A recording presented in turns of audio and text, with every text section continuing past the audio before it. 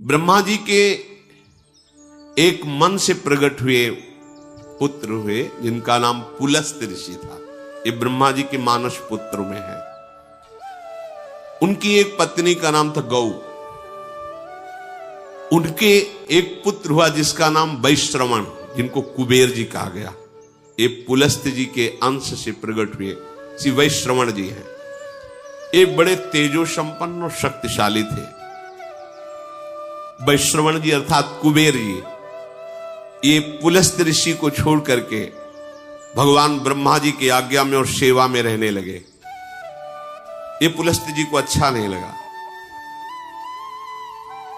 क्रोध आ गया पुलस्त्य जी को। तो पुलस्त्य जी ने अपना दूसरा रूप धारण किया अपने ही अंश से। उसका नाम हुआ विश्रवा। अपने शरीर से दूसरा रूप प्रकट किया जिसका नाम विश्रवा। क्रोध से प्रकट किया। ये क्रोध आसुरी भाव है, राक्षसी भाव है। विश्रवा सदैव कुबेर जी से दोष दृष्टि रखता, द्वेष दृष्टि रखता, कुपित रहता। पर ब्रह्मा जी की सेवा में थे विश्रवण, इसलिए किसी का प्रभाव उनके ऊपर नहीं। वैश्रवण की सेवा से प्रसन्न होकर पितामह ब्रह्मा जी ने अमरत्व प्रदान कर दिया और त्रिभुवन के धन का मालिक बना दिया। धनाध्यक्ष भगवान कुबेर ऐसा कहा जाता है। वो जो पुलस्त्य जी के अंश से प्रकट हुए प्रथम पुत्र, द्वितीय विश्रवा जो उन्हीं के आधे शरीर से प्रकट हुए। और जब कुबेर पदवी मिली तो महादेव जी से ब्रह्मा जी ने उनका परिचय कराया और मित्रता करवाई। नलकुबर नाम के इन्हीं के मणिगिरि पुत्र प्रकट हुए और एक दिव्य स्वर्णमयी राजधानी धनाध्यक्ष कुबेर की, जिसका नाम लंका। ये धनाध्यक्ष कुबेर की राजधानी, त्रिभुवन का धनाध्यक्ष पद और लंका ये कुबेर को दी गई। और विचरण करने के लिए पुष्पक विमान और यक्ष राक्षसों का राजाधिराज पद कुबेर को दिया गया। जो पुलस्त्य जी के क्रोध से प्रकट हुआ विश्रवा नाम का पुत्र था, वो कुबेर पर दृष्टि क्रोध भरी रखते थे। कुबेर जी ने देखा कि ये भी तो पिता ही तुल्य है। विश्रवा पुलस्त्य जी के आदेश शरीर से वो कभी गुस्सा नहीं करते, सदैव प्रणाम करते। और धनाध्यक्ष कुबेर तीनों लोकों के यक्ष दैत्य राक्षस यक्ष इनके स्वामी थे। तो तीन बहुत ही सुंदर युवतियां सेवा में दी। राक्षस कन्याएं, बड़ी माया शक्ति से संपन्न, दिव्य से दिव्य रूप धारण करने वाली, वो महामुनि विश्रवा की सेवा में लगी। रात दिन उनकी आज्ञा में हाथ जोड़े खड़ी रहती थी। जब जो आज्ञा वैसी सेवा, नृत्य करना, गान करना, महर्षि को रिझा लिया। उनमें से एक का नाम पुष्पोत्कटा, दूसरा का राका, तीसरे का नाम मालिनी। तीनों एक दूसरी सेवा में सुख प्राप्त करने के लिए होड़ लगाई हुई थी। तीनों ने प्रार्थना की कि मुझे पुत्र चाहिए। महान तपस्या से संपन्न क्रोध युक्त विश्रवा मुनि ने उनसे पुत्र उत्पन्न किए। पुष्पोत्कटा नाम की जो राक्षसी कन्या थी, उनसे महाभयानक बलशाली रावण और कुंभकर्ण, मार्कंडी जी सुना रहे, भूमंडल में इनके जैसा कोई बलि नहीं था। मालिनी नाम की जो सेवा में थी राक्षसी कन्या, उनसे विभीषण जी का जन्म हुआ। और जो राका नाम की थी, उनसे सूपनखा और खर ये प्रकट हुए। हमारी एक एक क्रिया का परिणाम होता है। देखो, पुलस्त्य जी भगवान ब्रह्मा जी के मानस पुत्र हैं। उनसे एक पुत्र प्रकट हुए वैश्रवण कुबेर जी महाराज।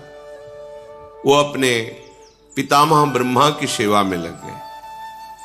तो पुलस्त्य जी के हृदय में असंतुष्टता पैदा हुई। हमारी आज्ञा का पालन नहीं कर रहा।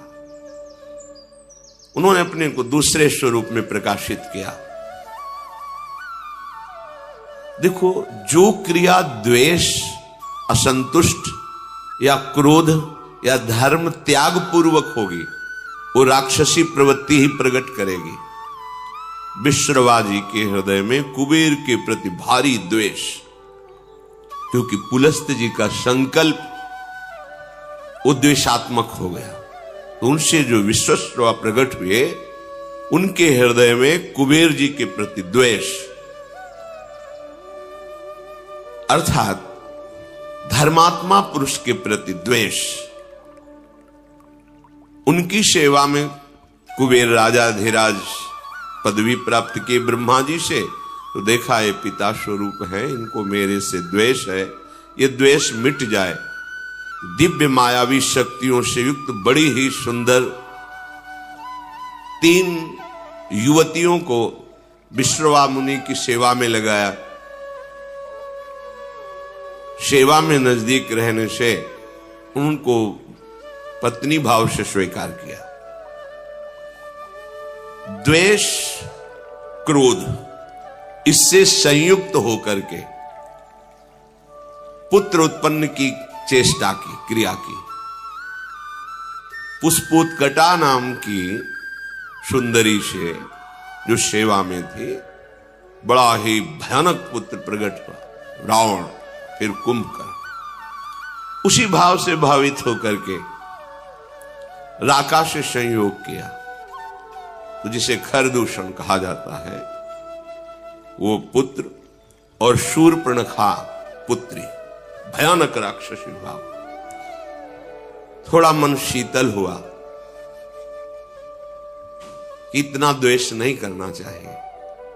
ऐसा भाव करके मालिनी से संयोग किया, तो विभीषण जी का प्रादुर्भाव हुआ।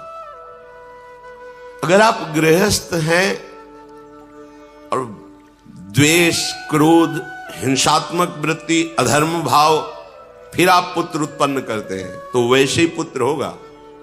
या असमय में, जहां शास्त्र आज्ञा नहीं करता, उस समय तो राक्षसी भाव का होगा। जैसे कश्यप और दिति जी पति पत्नी है। कश्यप जी 10,000 वर्ष तक तपस्या में ब्रह्मचर्य रहकर भगवद आराधना की। दिति जी उनकी सेवा में रहे। प्रसन्न हुए कश्यप, क्या चाहिए तुम्हें? उनका, भगवान आप हमारे प्राणनाथ पति हैं, एक पत्नी को अपने पति से क्या चाहिए? पुत्र, यही सौभाग्य है। तो उनका समय का इंतजार करो।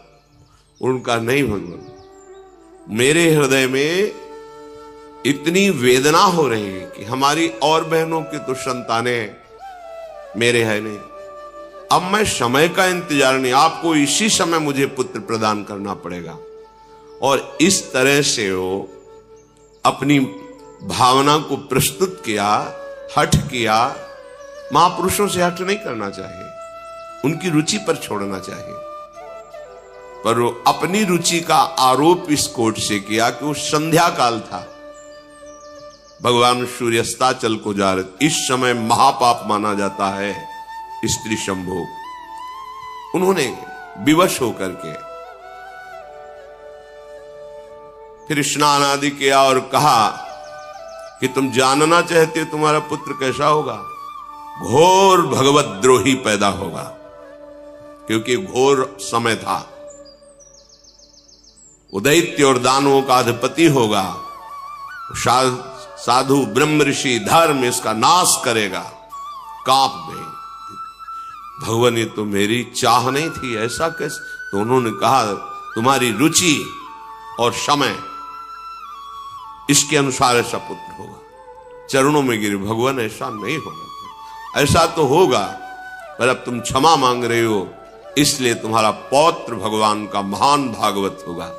तो वही हिरणाक्ष और हिरण्यकश्यप के रूप में प्रकट हुए, और श्री प्रहलाद जी उनके कुल को पावन करने वाले प्रकट हुए।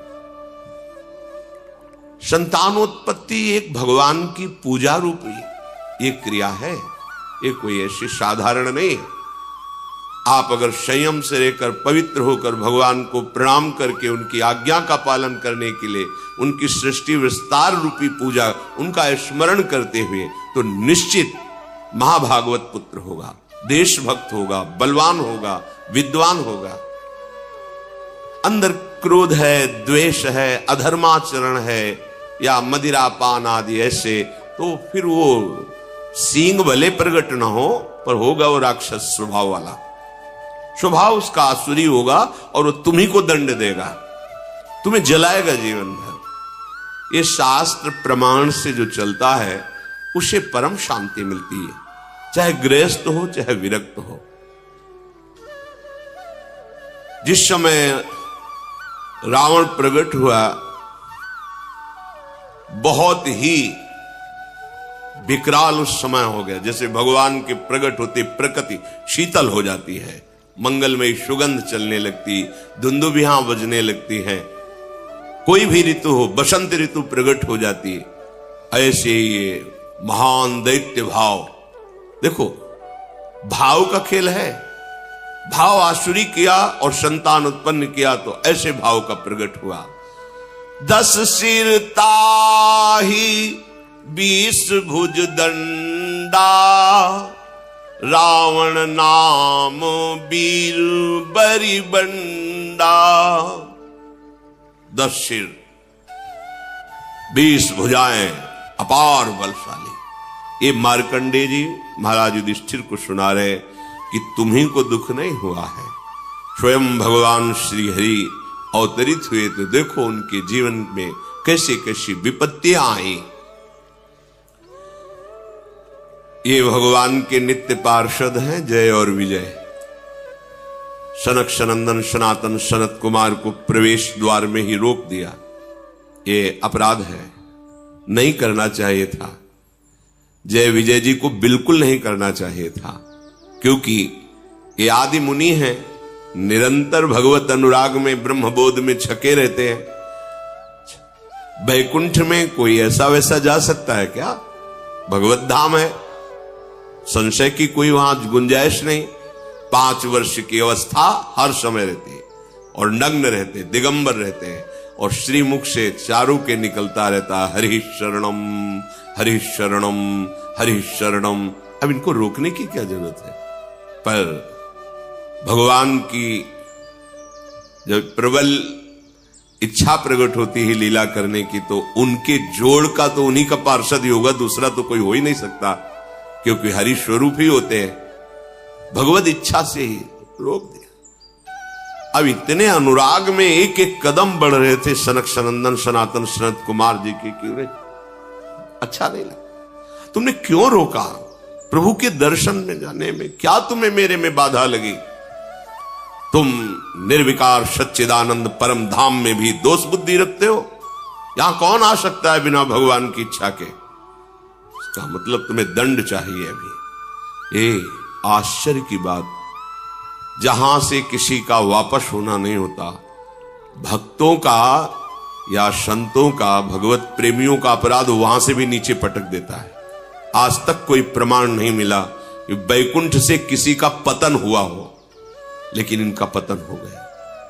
महाभागवत ब्रह्मबोध संपन्न निरंतर भगवत अनुरागी महात्मा को रोक दिया, साप दे दिया, जाओ तुम 3 जन्म तक असुर भाव को प्राप्त हो। इससे बड़ा दंड क्या हो सकता है?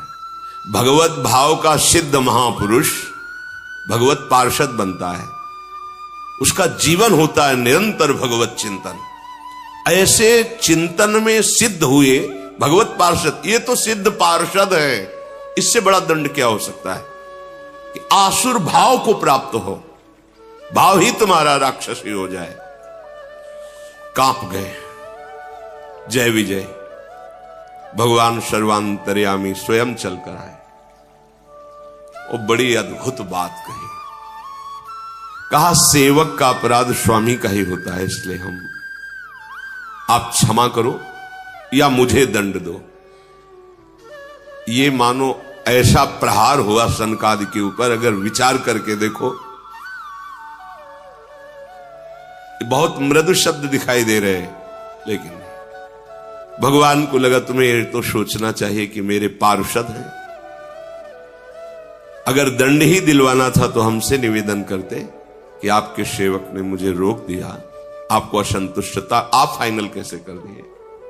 भगवान के जो शब्द है इसमें बड़ा गूढ़ भाव है।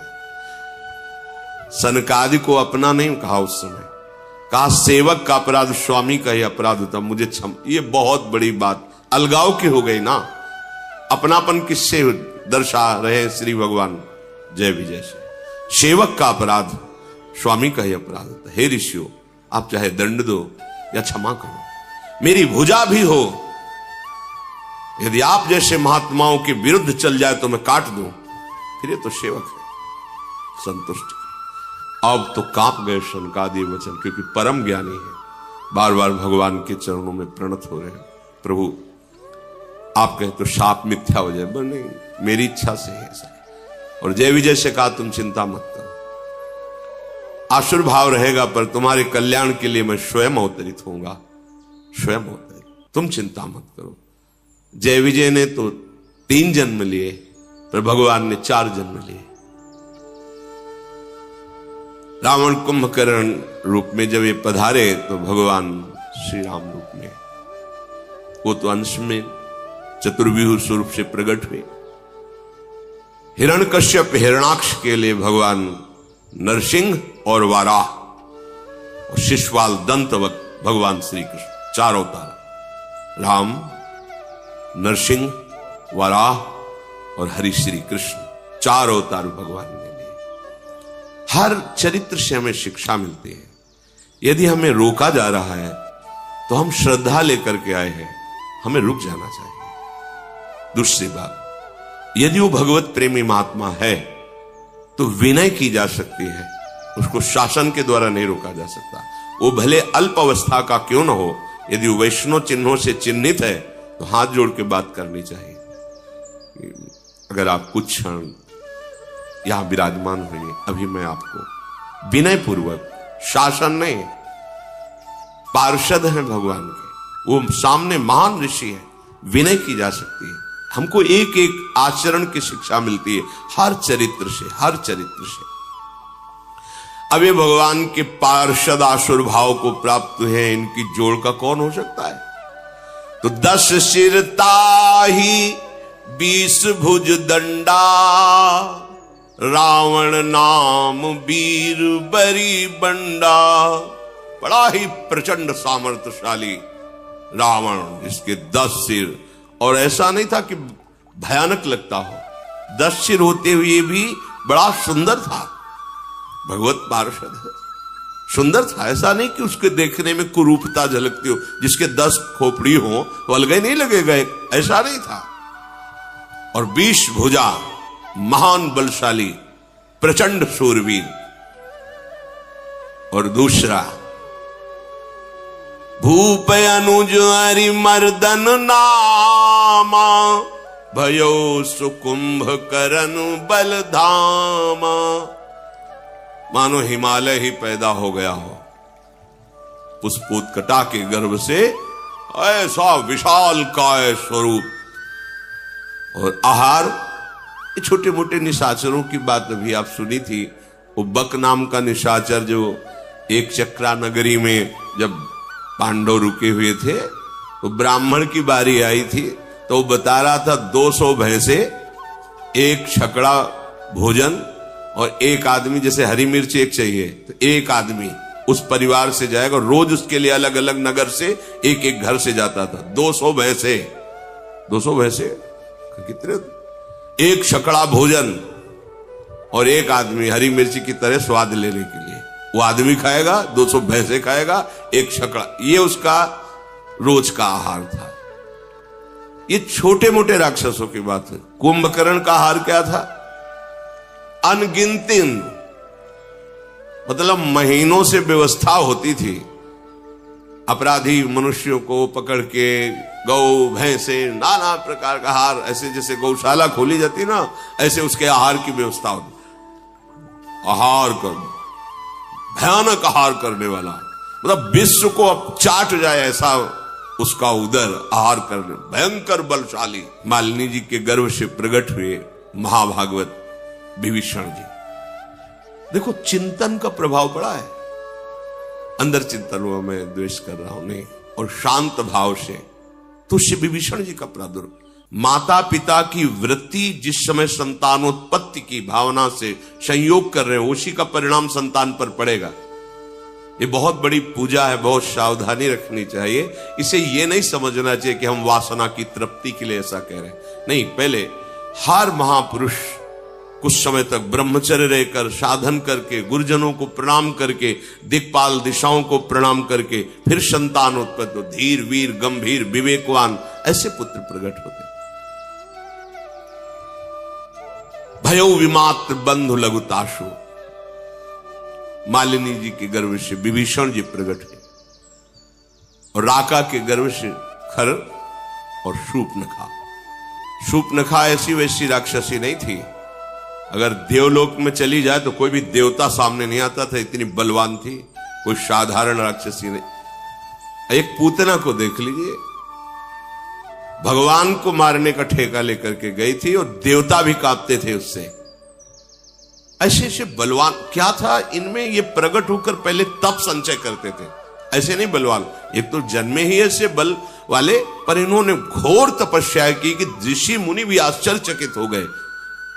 ऐसी तपस्या ये असुरजन करके चाहते क्या थे? विश्व का विलास, बस अंतर यही है। तपस्या तो इन्होंने भी की, पर वो विश्व मंगल के लिए नहीं। जब कोई संत महापुरुष तप और पुण्य भजन बल से युक्त होता है तो सर्वे भवन्तु सुखिना सर्वे संत निरामया सर्वे भद्राणि पश्यन्तु मां कश्चित् दुःख। एक को भी दुखी न देखो, सब सुखी हो जाए, सब निरोग हो जाए, सबका मंगल हो, सब सुखी रहे, ये होता है।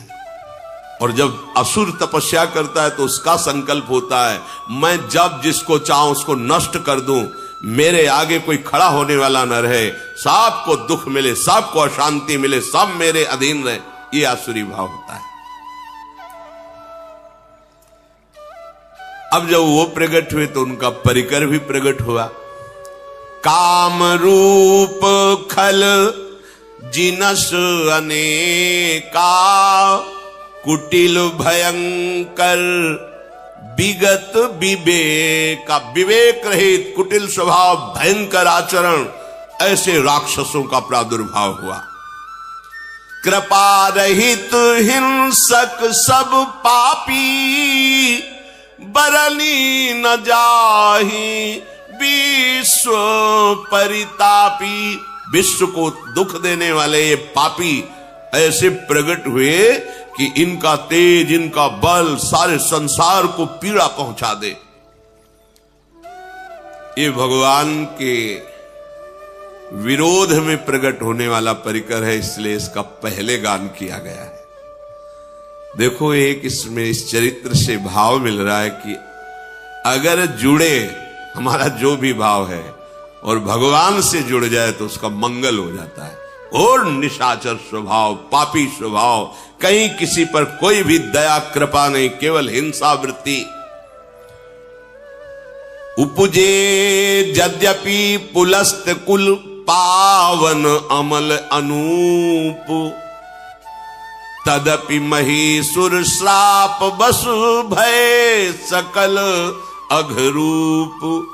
यद्यपि महान कुल में प्रकट हुए पुलस्त ऋषि के, पुलस्त ऋषि के ही तो भगवान ब्रह्मा से पुलस्त ऋषि, पुलस्त ऋषि से विश्वश्रवा, उससे ये बिल्कुल नजदीक, पर इनका स्वभाव घोर दैत्य स्वभाव, आसुरी स्वभाव। अब इन तीनों ने विचार किया कि सबसे पहला कार्य करना चाहिए भगवान को प्रसन्न करना, भगवान ब्रह्मा, और ऐसा अमरत्व प्राप्त किया जाए कोई मुझे मार न सके। कीन विविध तप तीन हूं भाई परम उग्र नहीं बरनी सो जाई। तीनों ने खान पान विश्राम सब त्याग करके कठोर तपस्या। हिरण्यकश्यप ने तो ऐसी तपस्या की कि ब्रह्मा जी को दिव्य दृष्टि से देखना पड़ा कि है कहां हिरण्यकश्यप। बांबी जम गई थी, घास जम गई थी, निरंतर ब्रह्माकार वृत्ति। ब्रह्मा जी के चिंतन में, ब्रह्म मंत्र से संबंधित। देखो यहां भी शिक्षा मिलती है, अगर कहीं भी विजय प्राप्त करनी है तो आपको तपस्या करनी पड़ेगी, आपको भजन करना पड़ेगा, आपको मंत्रानुष्ठान करना पड़ेगा। और यहां अनुष्ठान धर्माचरण का होता, चाहते हैं उन्नति, विजय, पद, प्रतिष्ठा, यश, कीर्ति, यह दैत्य भाव है, फिर भी कठोर तप कर रहे। पहले जहां भी देखा है किसी भी दैत्य की उन्नति, वो तपस्या के पीछे। शुंद की बात बताई थी, भगवान ब्रह्मा जी को तप के द्वारा प्रसन्न किया। अब इतना तप किया कि विवश होकर ब्रह्मा जी को सामने आना पड़ा। मंत्र में बड़ी सामर्थ्य है।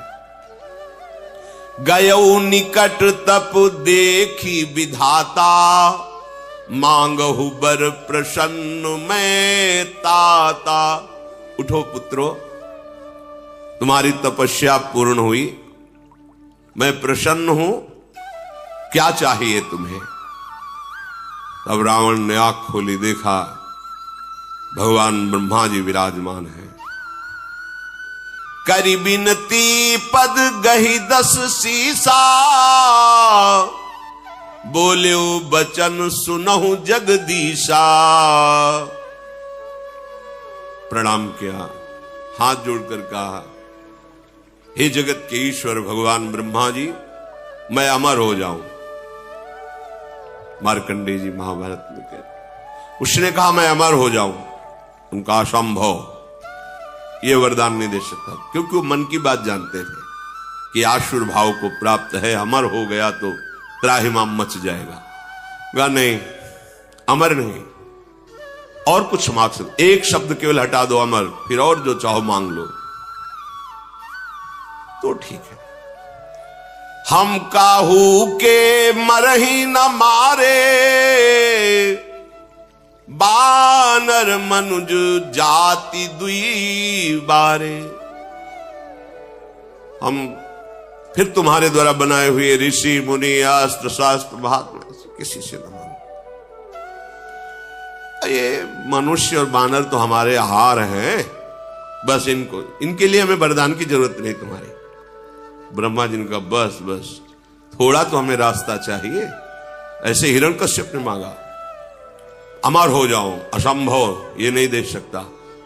फिर तुम्हारी सृष्टि के बनाए हुए किसी भी मनुष्य से, किसी से, तो सृष्टि में बनाया हुआ कोई मनुष्य, अस्त्र शास्त्र मंत्र, कुछ भी जो ब्रह्मा का बनाया हुआ है, उससे न मरो। तो वही अमृत तो समझ गया कि हम, ब्रह्मा जी ने कहा हाँ हाँ ये तो दे देंगे, रास्ता निकलना चाहिए। भगवान ने ऐसा रूप रखा जो ब्रह्मा ने कोई बनाया नहीं, नरसिंह, हाड़ को फेंक दिया है।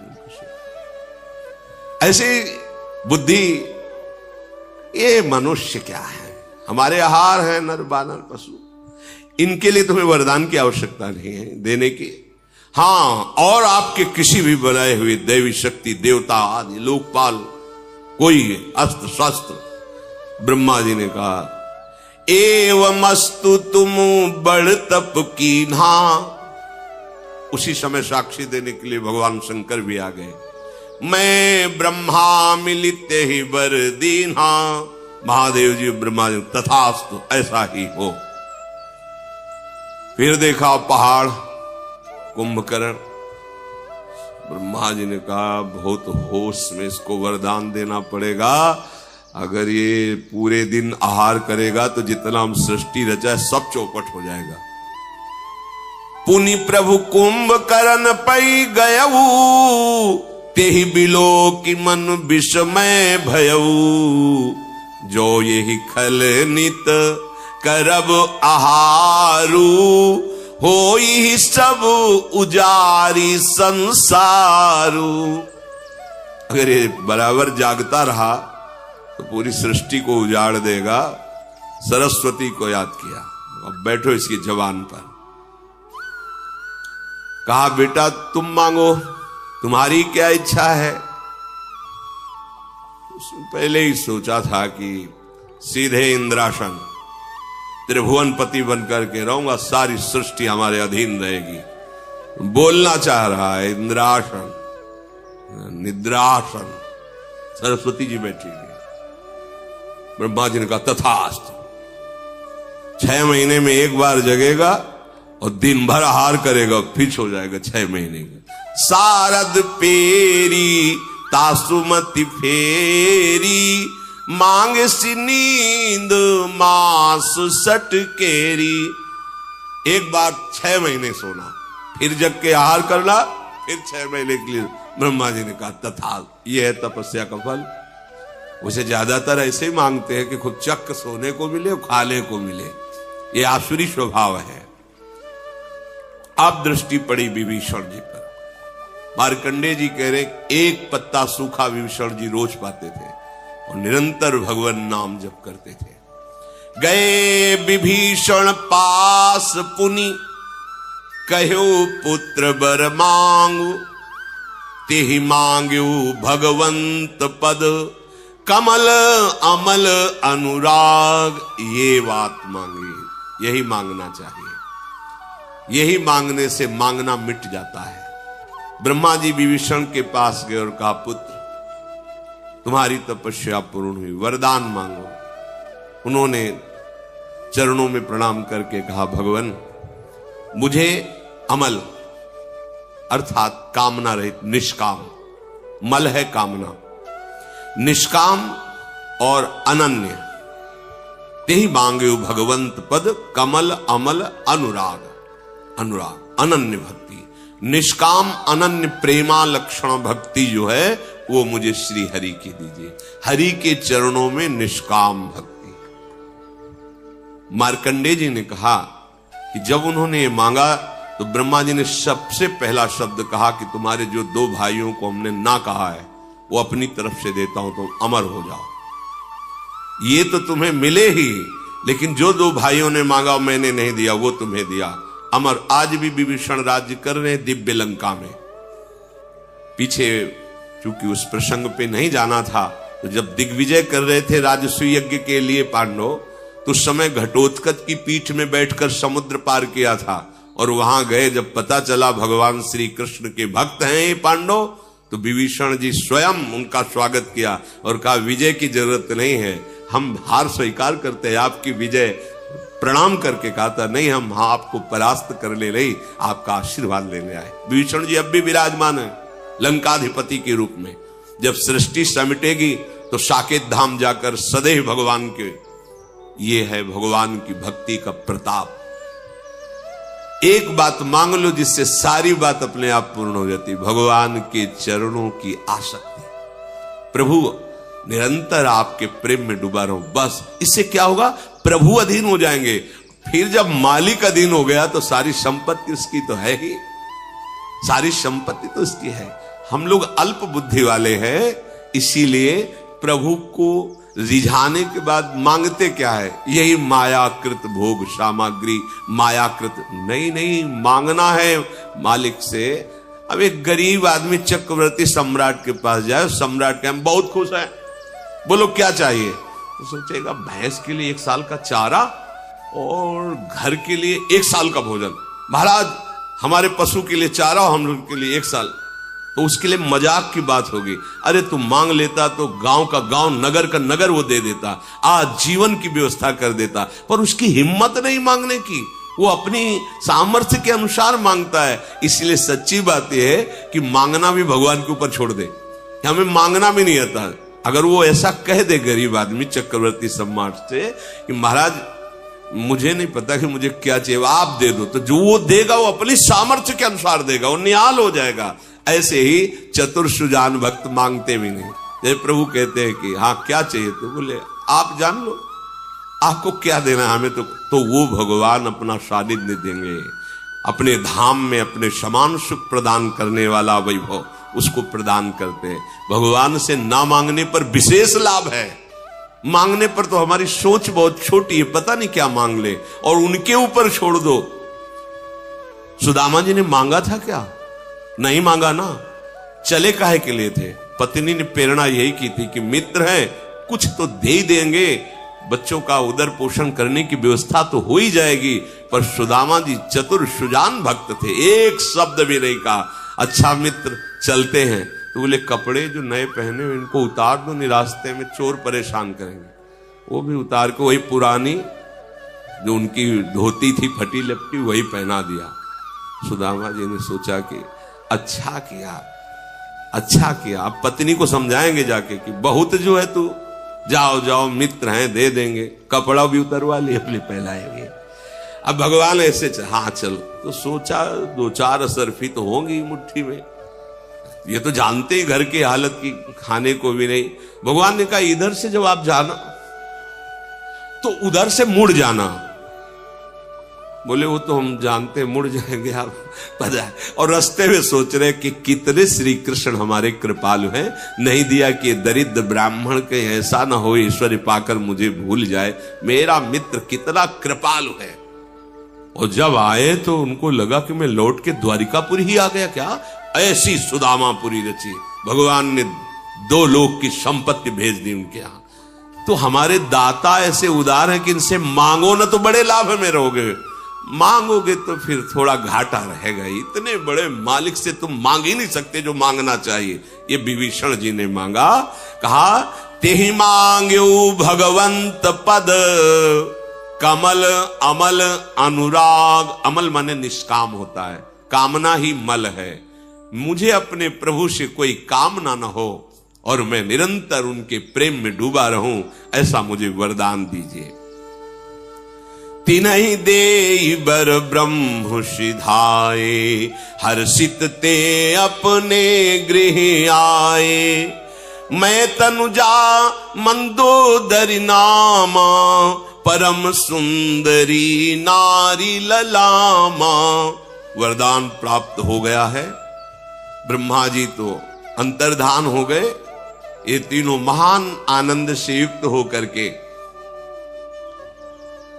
मैदानों की मंदोदरी नाम की बड़ी ही विवेकपूर्ण उनकी कन्या थी, बहुत ही सुंदर और विवेकवान थे। विवेकवान होना बहुत कठिन होता है। परम सुंदरी। रावण ने मैदानों को आदेश किया अपनी कन्या से मेरा ये सौभाग्य, जगह जगह पर सावधान करती, प्रीतम आप गलत कर रहे हैं, बार बार वो मानता नहीं था। मंदोदरी बहुत ही ज्ञानवान थी, बहुत ही ज्ञानवान थी। अंतिम समय तक भगवान की महिमा सुनाती रही। आप समझिए प्रभु, आप जिनसे वैर कर रहे हैं वो कौन, पर वो भी अपनी निष्ठा में था। उसका द्वेष भाव भगवान से, लीला करने का वादा है तो इतना भी श्रद्धा कभी प्रकट नहीं किया। जहां कोई भगवान की श्रद्धा की बात करता उसको वही माल्यवान से कहा तुम पूज्य हो और बूढ़े हो इसलिए बख्श रहा हूं। बस भाव तो हमें लगता है कि जो भाव अपने को दे भगवान, उसमें बिल्कुल निष्ठा युक्त हो जाना चाहिए। द्वेष भाव से भजा तो ऐसा भजा कि कहीं कलंक नहीं लगने दिया द्वेष भाव में। पूरा का पूरा जीवन भगवान के चिंतन में, पर द्वेष भाव से। अब विवाह हो गया, पता चला कि महाराज कुबेर राजा धीराज लंकापुरी में विराजमान है। द्वेष था ही पिता के ही हृदय में, तो पहला काम किया लंकापुरी पर चढ़ाई की, जो कुबेर की राजधानी थी। अब अपार बल से संयुक्त, देर न लगी, कुबेर जी को भागना पड़ा। लंका छोड़ करके जितने यक्ष राक्षस निशाचर कुबेर पक्ष के थे सब कोई थे इनके सामने घुटने टेके तो उनको महल दे दिया, रहो यही रहो। और लंका अपनी राजधानी रावण ने निश्चित की और जबरदस्ती उनका दिव्य विमान जो मिला था राजा धीराज कुबेर जी को, पुष्पक विमान को छीन लिया। अब तो लंका राजधानी और पुष्पक विमान पर चढ़ करके विहरण करने के लिए कुबेर जी गंधमादन पर्वत पर भाग पड़े। ब्रह्मा जी से स्तवन किया। ब्रह्मा जी ने कहा कि किसी की सामर्थ्य नहीं है, इसे कोई अब त्रास कर सके किसी के साये। एक तो महाबली वैसे ही, दूसरा वरदान प्राप्त किए हुए, समय व्यतीत करो। वो लंका को अपनी राजधानी घोषित कर दिया। खाई सिंधु गंभीर अति चारिहु दिस फिर आओ, कनक कोट मनि खचित दृढ़ बरनि न जाई बनाओ। त्रिभुवन के जो धनाध्यक्ष है उनकी राजधानी स्वर्णिम लंका, आसपास समुद्र, खाई का काम कर रहा था। हरि पेरित जहि कलप जोई, जात धान पति होई, शूर प्रतापी अतुल बल दल समेत बस सोई। ये बहुत ही तेजोमयी लंका है। जब कभी भगवान का अवतार होता है तो कुबेराधिपति पर जो होता है वो वहां की राजधानी संभालता है, पर जो भगवान से द्वेष करने वाली लीला में असुर सम्मिलित होते वो उसको अपनी राजधानी छीन कर बनाते हैं। अब जितने जितने बड़े बड़े राक्षस थे वो सब आकर के रावण के शरण में हो गए। रहे तहा निश्चर भट भारे, ते सब सुरन समर संघारे। अब तहा रहे शक्र के पेरे, रक्षक कोटि जक्ष पति केरे। जहां जहां जो जो बलवान दिखाई देता, जहां सुनता रावण की अमुक जगह अमुक बलवान, 10 मुख कतौ खबर सिपाही, सेन साजगढ़ घेर सिजाई। जहां सुना उसी को परास्त कर दिया। देखो, एक बल होता है जो सबको सुख देने वाला होता है, एक बल होता है जो सबको दुख देने वाला होता है। संसार में पूरे मृत्यु लोक, अन्य लोक, कोई ऐसा नहीं बचा जिसको रावण ने जीत ना लिया हो।